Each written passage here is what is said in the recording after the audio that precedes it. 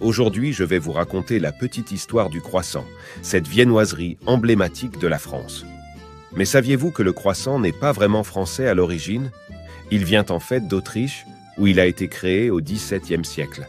Selon la légende, le croissant aurait été inspiré par les bannières en forme de croissant de lune utilisées par l'Empire ottoman lors du siège de Vienne en 1863. Les boulangers viennois, qui travaillaient de nuit, auraient entendu les bruits des assaillants creusant des tunnels sous la ville et auraient donné l'alerte.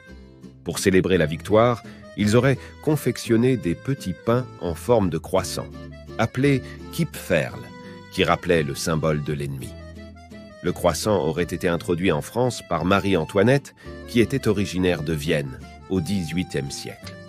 Mais à l'époque, le croissant était fait avec une pâte à brioche, pas avec une pâte feuilletée.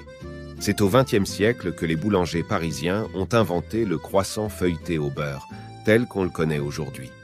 Le croissant est devenu un symbole de la culture française et un incontournable du petit déjeuner. Mais attention, tous les croissants ne se valent pas. Il faut choisir un croissant au beurre, fait maison, et pas un croissant industriel à la margarine. Pour reconnaître un bon croissant, il faut qu'il soit bien doré, croustillant, léger et fondant. Et vous, vous aimez les croissants? Quelle est votre adresse préférée pour en acheter? Dites-le moi en commentaire. Et n'oubliez pas de partager cette vidéo si vous avez appris quelque chose. Et les Anglais, arrêtez de nous faire chier avec ces putains de croissants. On picole du pinard et on bouffe du pain. Allez, bisous!